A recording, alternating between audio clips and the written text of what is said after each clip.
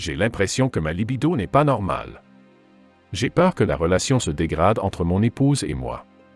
Ma femme a 39 ans, j'ai 41 ans, nous avons 2 enfants de 13 et 8 ans. Nous sommes mariés depuis 10 ans et nous faisons l'amour 2 à 4 fois par mois. Je souhaite savoir si c'est normal. J'ai l'impression que notre libido a diminué pour nous deux. Pouvez-vous me dire si nous sommes dans la norme ou si c'est notre couple qui a un problème? Merci Eric, pour votre confiance et votre courage à nous confier votre problématique. Avant toute chose, j'encourage nos auditeurs à s'abonner à la chaîne si ce n'est pas déjà fait, afin de pouvoir profiter des expériences des uns et des autres. Mettez-nous un pouce bleu pour nous encourager à continuer, et écrivez-nous dans les commentaires si vous ou quelqu'un de votre entourage vit une situation similaire, et s'il a pu trouver des réponses autour de lui. Enfin, n'hésitez pas à nous poser vos propres questions et nous essayerons toujours d'y répondre. Pour ceux qui restent jusqu'au bout, David interviendra pour vous offrir en bonus ses conseils pour avoir une vie sexuelle épanouie.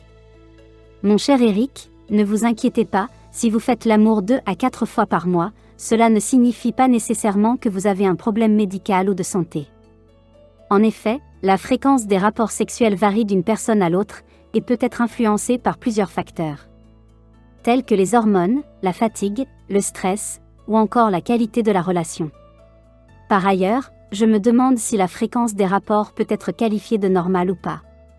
La vraie question serait de savoir si ce rythme vous convient à tous les deux, ou si au contraire, l'un d'entre vous ressent une certaine frustration. Sachez que vous n'êtes pas la seule personne à vous interroger. Beaucoup de gens se demandent la même chose que vous. La vérité est qu'il n'y a pas de chiffre magique qui définisse la fréquence à laquelle vous devriez avoir des relations sexuelles selon l'âge que vous avez. Cela varie d'une personne à l'autre et dépend de nombreux facteurs comme votre santé physique et émotionnelle, votre relation, et votre libido. Ceci étant dit, si vous avez des relations sexuelles entre 2 et 4 fois par mois, c'est parfaitement normal, surtout pour les couples dans une relation à long terme. Des études montrent que les couples qui ont des relations sexuelles 1 fois par semaine sont plus heureux et plus satisfaits de leur relation. Mais cela ne signifie pas que vous devez vous forcer à avoir des relations sexuelles si vous ne le souhaitez pas. Il est essentiel de prendre soin de sa santé physique et émotionnelle pour maintenir sa libido. L'exercice, une alimentation saine, le sommeil, et trouver des moyens de se détendre et de réduire le stress, peuvent aider à stimuler votre libido.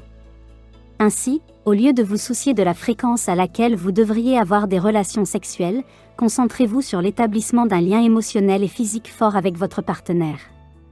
La communication, le respect et l'intimité sont des ingrédients essentiels pour une vie sexuelle satisfaisante.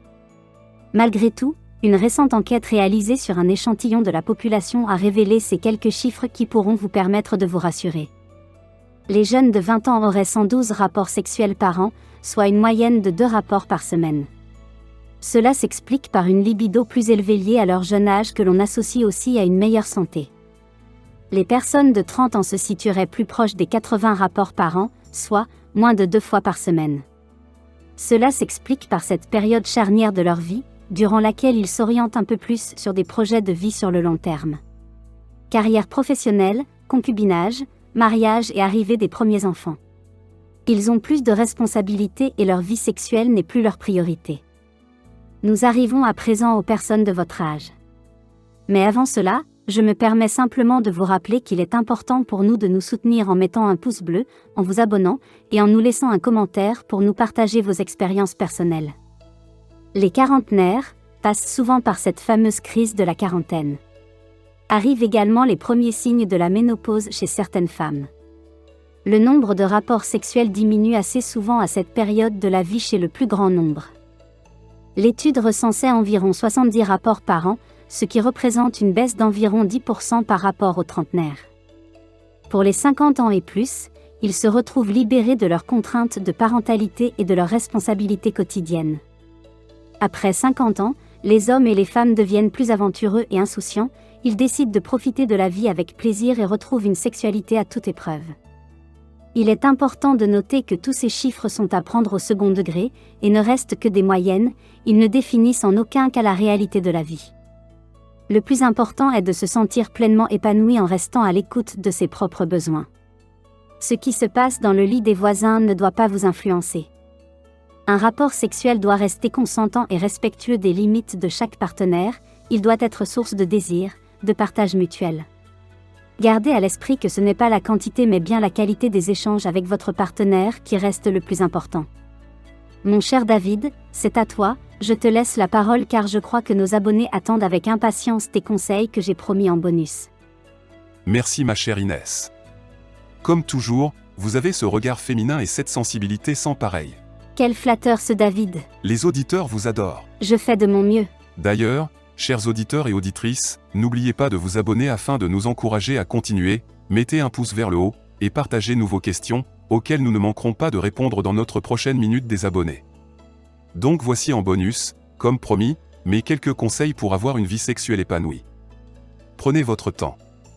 Prenez le temps de profiter pleinement de l'excitation sexuelle, et prolongez le plaisir jusqu'à l'orgasme. Ayez confiance en vous et en votre corps. Se sentir à l'aise avec son corps et avoir confiance en ses capacités sexuelles, permet de se laisser aller et de profiter pleinement du plaisir. Regardez-vous dans les yeux. Le contact visuel prolongé, comme se regarder dans les yeux pendant les rapports sexuels, peut être très excitant. Parlez de vos fantasmes. Partager vos fantasmes respectifs, permet d'explorer de nouveaux horizons, et surtout d'améliorer l'intimité dans votre relation de couple. Utilisez des jouets sexuels. Pour rendre votre vie sexuelle plus excitante, vous pouvez essayer des jouets spécialement conçus pour les couples. Essayez de nouvelles positions. Pour découvrir de nouvelles sensations, essayez des positions différentes de celles que vous avez l'habitude d'utiliser. Le Kama Sutra peut être une source d'inspiration pour trouver de nouvelles idées. N'ayez pas peur de surprendre l'autre. Ne pensez pas à la place de votre partenaire. Tant que vous n'avez pas eu un nom ferme et définitif, osez proposer de nouvelles choses. J'espère que cette vidéo vous a plu. Du coup, nous pourrions demander à Eric ce qu'il pense de cette analyse. Oui, tu as tout à fait raison ma chère Inès. Eric, c'est à vous. Je vous remercie, Inès et David, pour cette analyse qui me semble très complète et, ma foi, très rassurante aussi. Effectivement, nous sommes assez complices mon épouse et moi-même, mais j'avais peur que la routine ne s'installe. Mais je m'aperçois que tout est parfaitement normal. Je vous remercie beaucoup tous les deux, et j'espère que votre émission va continuer, et qu'elle aura le succès qu'elle mérite.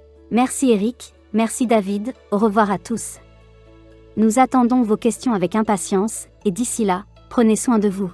Merci Eric, merci Inès, au revoir à tous et toutes, envoyez-nous vos questions, nous les attendons avec impatience, et d'ici là, prenez soin de vous.